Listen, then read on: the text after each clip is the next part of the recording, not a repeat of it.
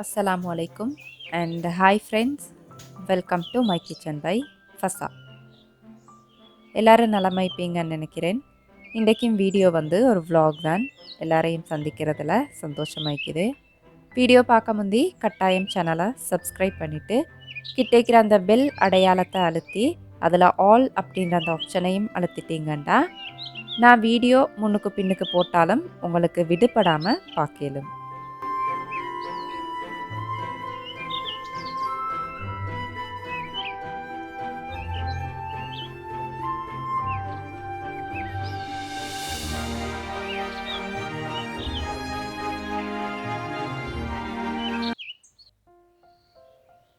இந்த பருவகால பழங்கள் சீசனல் ஃபுட்ஸ் எல்லாம் வந்து என்னையை பொறுத்த வரைக்கும் அல்லாஹ் தந்த பரிசு அப்படின்னு நான் நினைப்பேன். இந்த காலத்துக்கு நான் இந்த பழங்கள் விளைய வைப்பேன், நீ அதெல்லாம் சாப்பிட்டு நல்லா ஆரோக்கியமாக இருந்துக்கோ அப்படி சொல்கிற மாதிரி இருக்கும். வெறுமனே நாங்கள் வெளிநாட்டிலேருந்து அலப்பிச்சு இறக்குமதி செஞ்செடுக்கிற ஆப்பிள், தோடங்காய் இதுகளை விட எவ்வளவோ சத்துக்கள் நிறைஞ்ச ஆனால் எங்களோட நாட்டிலே மலிவாக கிடைக்கக்கூடிய இந்த பழங்களை வச்சு எங்களுக்கு விருப்பமான மாதிரி நாங்கள் செஞ்சு சாப்பிடலும். அப்போ கட்டாயம் வந்து அந்த பழக்கத்தை நீங்கள் ஏற்படுத்திக்கோங்க. அந்த பருவ காலத்தில் கிடைக்கிற பழங்கள் வச்சு என்ன ரெசிபி சரி செஞ்சு நீங்களும் சாப்பிடுங்க, பிள்ளைகளுக்கும் கொடுங்க, நல்லா ஆரோக்கியமாக இருக்கும். அந்த வகையில் எங்களோட பக்கத்தில் இந்த சீசனில் காய்க்கிற இந்த புளி நெல்லிக்காய் அப்படி இல்லாட்டி சிறு நெல்லிக்காய்னு சொல்லுவாங்க, இது வச்சு நான் 2 ரெசிபீஸ் செய்ய போகிறேன். அதை தான் உங்களோட ஷேர் பண்ணிக்க போகிறேன். இன்றைக்கி நான் ஷேர் பண்ணுற 2 ரெசிபீஸும் உணவை பதனிட்டு வைக்கிற மாதிரி, நிறைய நாளைக்கு பாதுகாத்து வைக்கிற மாதிரி இருக்கும். ப்ரிசர்வேஷன் அப்படின்னு சொல்லுவாங்க. முதலாவது வந்து நெல்லிக்காய் சட்னி, ரெண்டாவது நெல்லிக்காய் தோசி. இப்படி கிடைக்கிற இந்த பழங்களில் வந்துட்டு எந்தவித ரசாயன பாவனையும் இல்லாததால் 2 தண்ணி அலசி கழுவிட்டாலே தாராளமாக போதும்.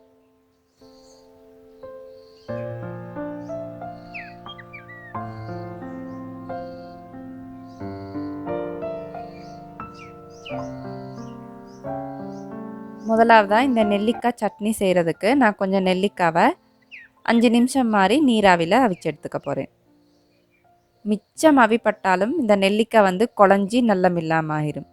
அவ சுட்டி 5 நிமிஷம் அவிச்சு எடுத்துட்டேன்னா தாராளமாக போதும்.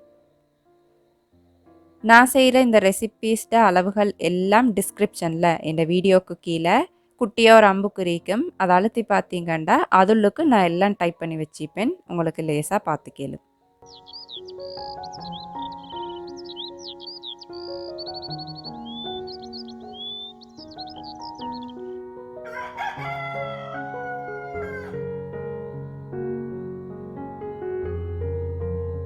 அந்த நெல்லிக்காய் அவியும் வரைக்கும் இந்த சட்னிக்கு போடுறதுக்கு கொஞ்சம் கடுகு, வெள்ளைப்பூடு, இஞ்சி துண்டொண்டு வச்சுட்டு கொஞ்சம் தேங்காய் வினாக்கிரி போட்டு நல்லா பட்டு மாதிரி அரைச்சி எடுத்துக்கணும். தாராளமாக இது உங்களுக்கு மிக்ஸி இருந்தால் மிக்சியில் போட்டு அரைச்சி எடுத்துக்கலும்.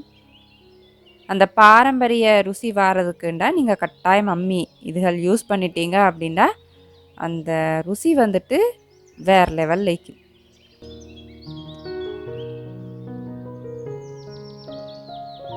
இந்த கிராமங்களில் வந்துட்டு பண்டமாற்று முறை அப்படின்றது வந்து இன்னும் இருந்துட்டு தான் நிற்கிது. எப்படின்னா இப்போ எங்களோட வீட்டிலெல்லாம் தோடங்க மரம் இப்போ தான் காய்க்க தொடங்கிக்குது. இருந்தாலும் தோடங்க சீசனில் வீடு நிறைய தோடங்காய்க்கும். மாங்காய் இப்போ தான் காய்க்க ஸ்டார்ட் பண்ணாலும் மாங்காவும் தான் மாங்காய் சீசனில் அப்படியே நிறைஞ்சி பேத்திக்கும்.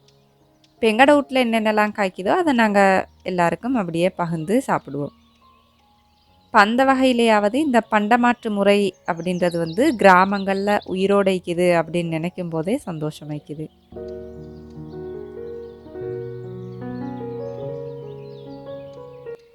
அப்போ இந்த நெல்லிக்காவும் வந்துட்டு எனக்கு பக்கத்து வீட்டிலேருந்து கிடச்சது தான்.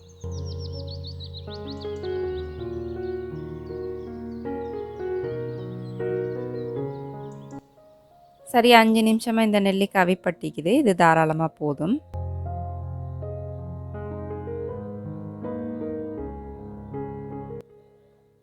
வளமை மாதிரி நான் இதையும் வந்து இன்றைக்கி மண் சட்டியில் விறகு அடுப்பில் தான் செய்ய போகிறேன்.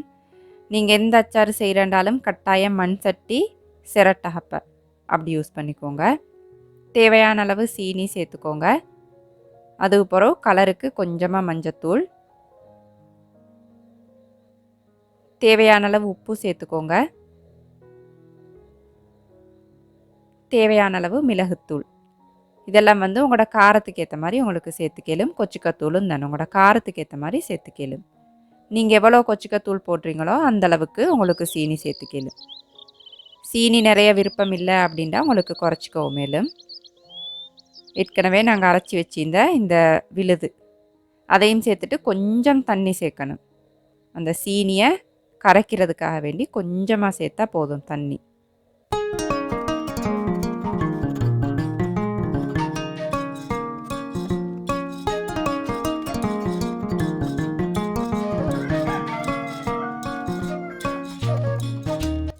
இப்போ சீனி பிடி நல்லா கரைஞ்சி வரக்கல ஏற்கனவே நாங்கள் அவிச்சு வச்சிருந்த நெல்லிக்காயை போட்டு நல்லா பெரட்டி விட்டுறணும். பெரட்டி விட்டுட்டு இது வந்து நல்லா திக்காக வர வரைக்கும் அடுப்புலே கொஞ்சம் நல்லா வேக வச்சு எடுத்துட்டேன்டா எங்களோட ஊறுகாய் வந்துட்டு ரெடி ஆயிரும். உங்களுக்கு விருப்பம் உண்டா இதுளுக்கு பச்சை கொச்சிக்காய் சேர்க்கலும், கருவேப்பிலை சேர்க்கலும், அதெல்லாம் வந்து உங்களோட விருப்பம். நான் இன்றைக்கு ஒன்றுமே சேர்க்காம இப்படி தான் செஞ்சுக்கிறேன்.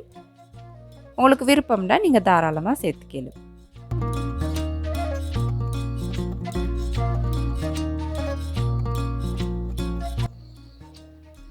இப்போ உங்களுக்கு பார்த்தா விளங்கும் அப்படின்னு நினைக்கிறேன். இப்படி நல்லா இறுகி வரும்போது நாங்கள் இறக்கி வைக்கணும். இப்போ இது ஆரக்கலை வந்து இன்னும் இறுகும். மண் சட்டி அப்படின்றதால சூடு அப்படியே ஈக்கும். அப்போ அப்படி இறுகும்போது அது வந்து சரியாக வந்துடும்.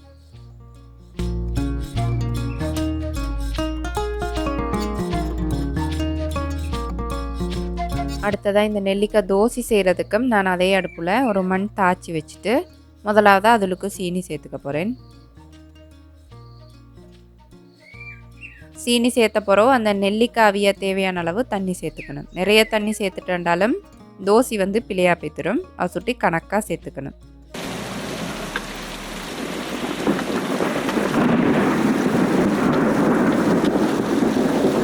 அதுக்கு பிறகு வாசத்துக்கு கொஞ்சம் கருவேப்பட்டை ஏலக்காய் கட்டாயம் சேர்த்துக்கோங்க. நான் பொதுவாக இந்த தோசை வகைகளுக்கு வந்து உப்பு சேர்க்குறல்ல. கட்டாயம் உங்களுக்கு உப்பு சேர்த்தே ஆகணும் அப்படின்னா கொஞ்சமாக சேர்த்துக்கணும். சீனி நல்லா கரைஞ்ச பிறகு ஏற்கனவே கழுவி வச்சிருந்த நெல்லிக்காயை அதுக்கு சேர்த்து நல்லா பிரட்டி விட்டுறணும்.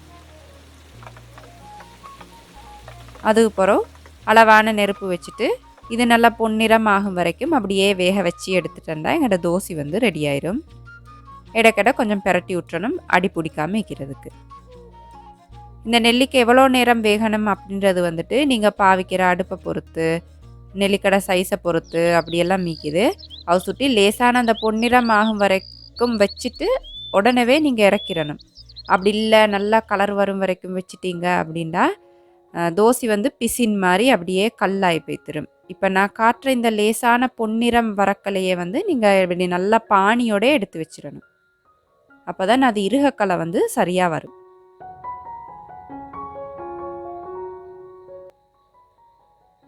இப்போ இது லேசாக ஆறின பிறகு நல்லா சுத்தமான கண்ணாடி போத்தலில் போட்டு எங்களுக்கு ஸ்டோர் பண்ணி வைக்கலும்.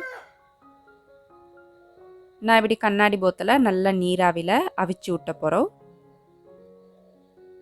அதில் எந்த வித தண்ணியும் இல்லாமல் நல்ல ஒரு சுத்தமான துணி வச்சு தொடச்சி எடுத்துக்கணும்.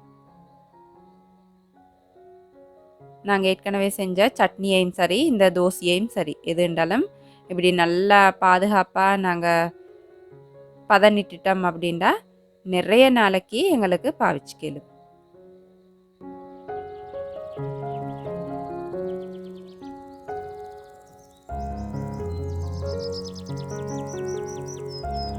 இப்போ நீங்கள் இப்படி பாதுகாத்து வைக்கிற இந்த சாப்பாடாக இருந்தாலும் நீங்கள் ஒவ்வொரு முறை அதை பாவிக்கும் போதும் அதுளுக்கு வந்து தண்ணியோட கரண்டி யூஸ் பண்ணுறது இதெல்லாம் வந்து தவிர்த்துக்கணும். அப்போ உங்களுக்கு நிறைய நாளைக்கு ஃப்ரிட்ஜ் இல்லாமல் வெளியவே ஸ்டோர் பண்ணிடும். அப்படி இல்லை உங்களுக்கு ஃப்ரிட்ஜில் தான் ஸ்டோர் பண்ணணும் அப்படின்றாலும் பண்ணேலும் நீங்கள் வெளியில் வைக்கிறத விட கூடுதலான நாட்கள் வந்து அதுளுக்கு உங்களுக்கு பாதுகாத்து வச்சுக்கலும்.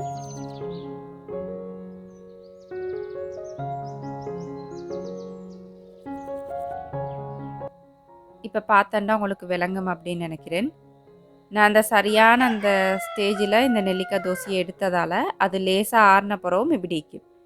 நீங்கள் இதை விட நிறம் வாரத்துக்கு வச்சுட்டாண்டா அது வந்து இப்படி இறுகி போய்த்திரும். உங்களுக்கு ஆறின பிறகு இப்படி எடுக்கவே எல்லாம் போய்த்திரும்.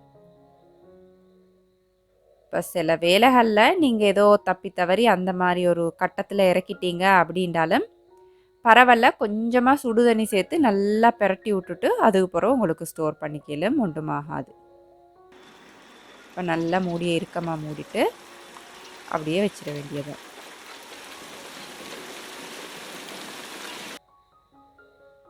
இன்றைக்கு எனக்கு பகல் சாப்பாடு வந்து ஆட்டு இறைச்சி கறி, பண்டக்காய், அதோட ஒரு கொட்டுக்கொலை சம்பல் செஞ்சுக்கிறேன். கூடவே நாங்கள் இப்போ செஞ்ச அந்த நெல்லிக்காய் அச்சாறு. இந்த நெல்லிக்காய் அச்சாறு வந்து உங்களுக்கு சோத்தோட சாப்பிடலும், அப்படி இல்லாட்டி ரொட்டி, பான் எதோட வேணும்னாலும் சாப்பிடலும் நல்லாக்கும். பண்டக்காய் வந்து நான் செடியிலே பறிச்செடுத்த பண்டக்காய். இப்போ என் பகல் நேரம் வந்துட்டு இப்படி தான் போயிடுச்சு.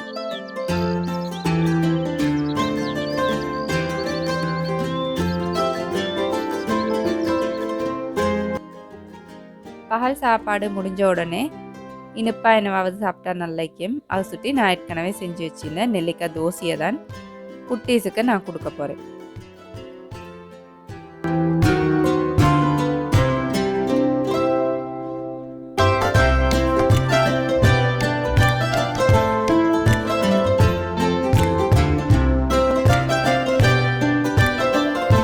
இந்த வீடியோ உங்களுக்கு சுவாரஸ்யமாக இருந்திருக்கும் அப்படின்னு நினைக்கிறேன். ஸோ லைக் பண்ணுங்கள், ஃப்ரெண்ட்ஸ் அண்ட் ஃபேமிலி கூட ஷேர் பண்ணிவிட்டு மறக்காமல் சேனலை சப்ஸ்கிரைப் பண்ணிக்கோங்க. அளவாக சாப்பிடுங்க, அந்த அளவில் ஆரோக்கியத்தை சேர்த்துருங்க. வாழ்க வளமுடன். தேங்க்ஸ் ஃபார் வாட்சிங்.